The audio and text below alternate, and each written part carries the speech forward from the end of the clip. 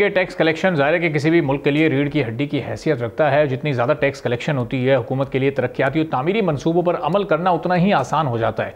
अब FBR को मौजूदा माली साल के इब्तदाई 9 माह में तकरीबन 700 अरब रुपए से ज़ायद के शॉर्टफॉल का सामना है और अब ये शॉर्टफॉल बढ़ता भी जा रहा है। सिर्फ मार्च के महीने का हम एक महीने का शॉर्टफॉल देखें तो तकरीबन 100 अरब के करीब है। इसका मतलब कि फिस्कल ईयर एंड होते होते ये फिगर कोई 1000 अरब के करीब भी जा सकता है। वज़ीर आज़म शहबाज शरीफ ने ऐसे मौके पर FBR के परफॉर्मेंस मैनेजमेंट सिस्टम का इफ्तिताह किया है और ये कहा है कि गुज़िश्ता साल की निस्बत टैक्स कलेक्शन में 27% का इजाफा हुआ, जो एक बड़ी कामयाबी है। लेकिन बहरहाल अब ये भी देखना है कि जो टारगेट सेट किया था उससे शॉर्टफॉल काफ़ी ज़्यादा है और पिछले साल के कलेक्शन के मुकाबले में कलेक्शन ज़रूर इस बार बढ़ी है। तो बेहतरीन कारकर्दगी का मुजाहरा करने वाले FBR अफसरान को अवामी पजीराई मिलेगी, उनकी तरक्की होगी, माली फ़वाइद भी उनको दिए जाएंगे, जबकि नाअहल अफसरान को की सज़ा को यकीनी बनाया जाएगा। अब इससे टैक्स के निज़ाम को मुल्क की तकाज़ों के मुताबिक करते हुए मुल्क की आमदन में इजाफे के लिए ढाला जा सकेगा।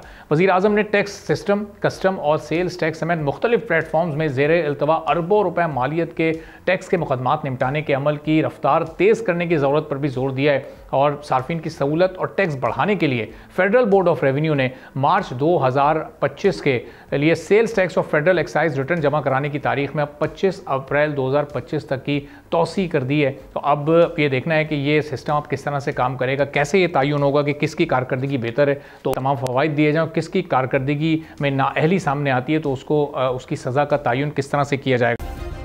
सब्सक्राइब करें और बेल दबाएं ताकि कोई खबर रह न जाए।